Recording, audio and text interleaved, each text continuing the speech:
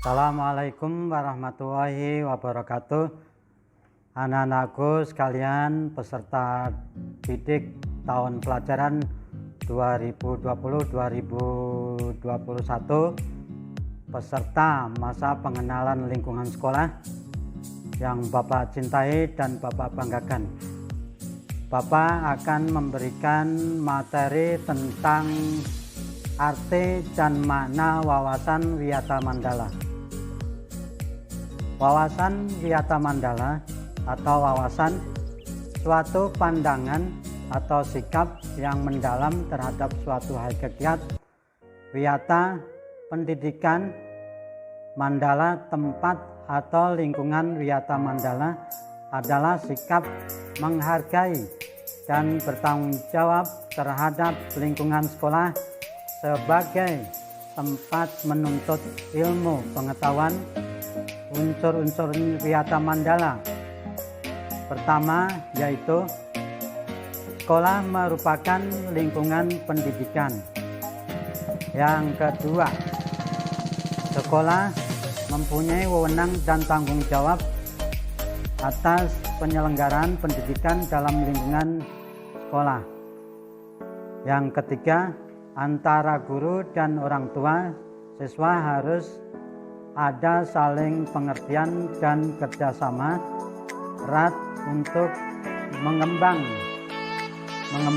tugas pendidikan hubungan yang serasi. Yang keempat, warga sekolah di dalam maupun di luar sekolah harus menjunjung tinggi martabat dan citra guru. Yang kelima, sekolah harus bertumpu pada masyarakat sekitarnya dan mendukung antar warga. Sekolah dan fungsinya. Sekolah merupakan tempat penyelenggaraan proses belajar mengajar, menanamkan dan mengembangkan berbagai nilai ilmu pengetahuan, teknologi, keterampilan. Sekolah merupakan lembaga pendidikan formal tempat berlangsungnya PBM untuk membina dan mengembangkan 1. Ilmu pengetahuan dan teknologi. 2. Pandangan hidup atau kepribadian. 3. Hubungan antara manusia dengan lingkungan atau manusia dengan Tuhannya. 4. Kemampuan berkarya. Anak-anakku sekalian yang saya banggakan dan saya cintai, berikutnya adalah fungsi sekolah. Fungsi sekolah adalah sebagai tempat masyarakat belajar karena memiliki aturan, tata tertib kehidupan yang mengatur hubungan antara guru, pengelola pendidikan, siswa dalam PBM untuk mencapai tujuan pendidikan yang telah ditetapkan dalam suasana yang dinamis. Prinsip sekolah. Sekolah sebagai Wiyata Mandala selain harus bertumpu pada masyarakat sekitarnya juga harus mencegah masuknya paham, sikap, dan perbuatan yang secara sadar ataupun tidak dapat menimbulkan pertentangan antara sesama karena perbedaan suku, agama, asal-usul keturunan, tingkat sosial, ekonomi, serta perbedaan paham politik. Sekolah tidak boleh hidup menyendiri, melepas diri dari tantangan sosial budaya dalam masyarakat tempat sekolah itu berada. Sekolah juga menjadi suri toladan bagi kehidupan masyarakat sekitarnya, serta mampu mencegah masuknya sikap dan perbuatan yang akan menimbulkan pertentangan unsur itu. Sekolah memiliki prinsip-prinsip sebagai berikut. Saya sebutkan 3 contoh. Sekolah sebagai wadah lembaga yang memberikan bekal hidup. Dalam hal ini sekolah seharusnya bukan hanya sekedar lembaga yang mencetak para intelektual muda. Namun lebih dari itu, sekolah harus menjadi rumah kedua yang memberikan pelayanan dan pengalaman tentang hidup, mulai dari berorganisasi, bermasyarakat, pendidikan lingkungan hidup, PLH, atau bahkan pengalaman hidup yang sesungguhnya.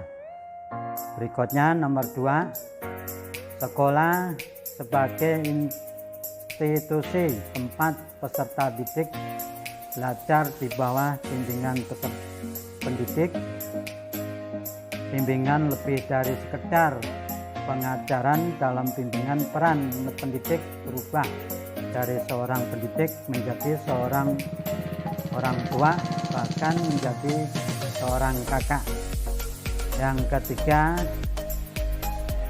sekolah sebagai lembaga dengan pelayanan yang adil merata bagi stakeholder-nya.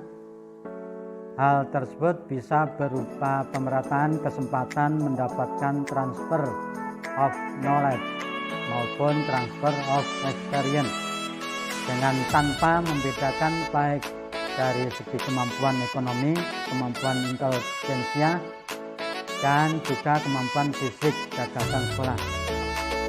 Nah, ini ada beberapa contoh yang saya sebutkan, yang lainnya dibaca sendiri.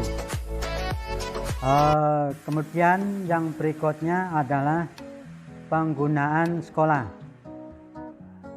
Sekolah sebagai suatu lembaga pendidikan yang diperuntukkan sebagai tempat proses kegiatan belajar mengajar tidak diperbolehkan dijadikan sebagai tempat 1. Ajang promosi atau penjualan produk-produk perniagaan yang tidak berhubungan dengan pendidikan.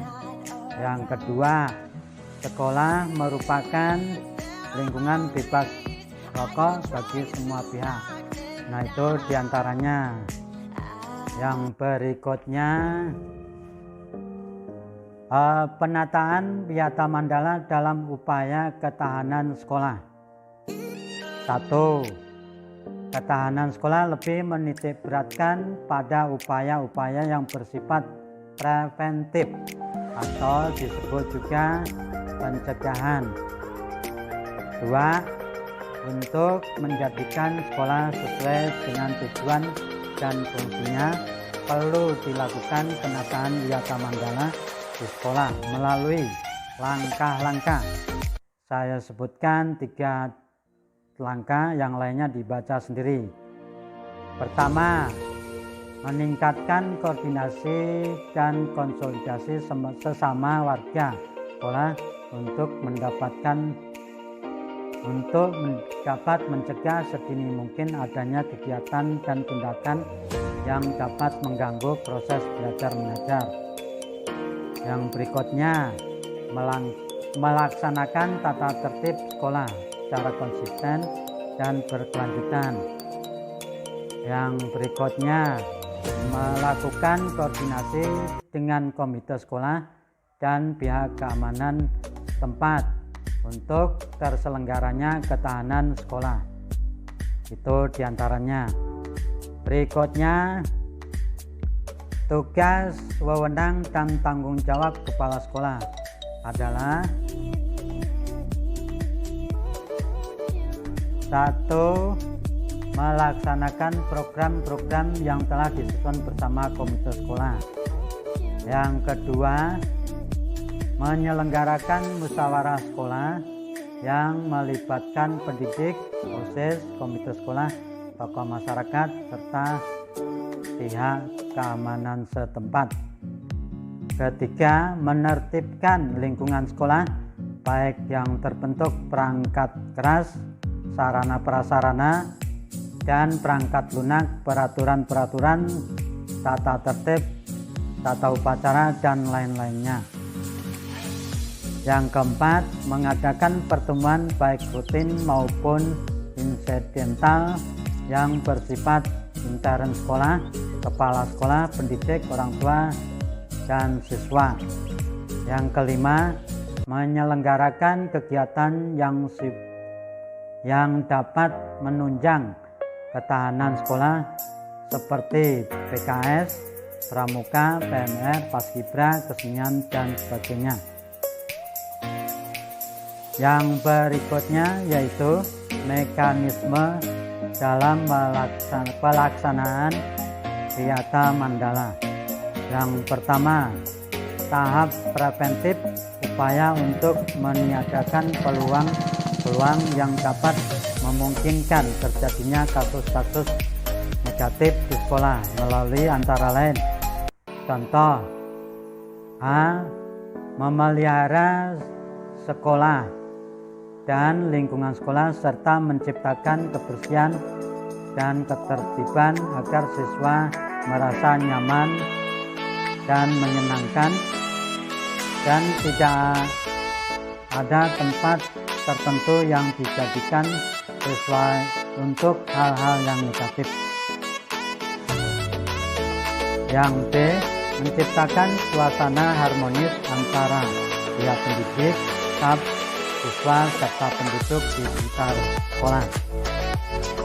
Yang C. Membentuk jaring-jaring pengawasan, kontrol, dan razia terhadap kegiatan siswa di lingkungan sekolah. Yang D. Menghilangkan bentuk-bentuk perpeloncoan pada saat MPLS atau MOS. Yang E. Meminimalisir keterlibatan kelompok maupun perorangan. Itu diantaranya. Yang berikutnya adalah tahap represif, upaya untuk menindak siswa yang telah melanggar peraturan-peraturan dan tata tertib sekolah. Upaya represif seperti A. Mendamaikan para pihak yang terlibat perselisihan berikut orang tua atau pendidik pembinanya. B. Membatasi areal tempat terjadinya aksi. C. Menetralisir isu-isu yang berkembang dan mencegah timbulnya isu-isu baru. Yang D. Berkoordinasi dengan pihak keamanan apabila terdapat pihak luar sekolah yang melanggar keamanan, ketertiban, dan perbuatan kriminalitas di lingkungan sekolah. Yang E. Mengungkap lebih lanjut keterlibatan pihak luar sekolah atas kasus yang timbul dan menyelesaikan secara hukum. Yang F. Mengikut sertakan para ahli untuk mengadakan bimbingan dan penyuluhan. Yang G. Memberikan sanksi sesuai tata tertib yang berlaku. Demikianlah penyampaian Bapak tentang materi Wiyata Mandala. Terima kasih. Akhirul kalam. Wassalamualaikum warahmatullahi wabarakatuh.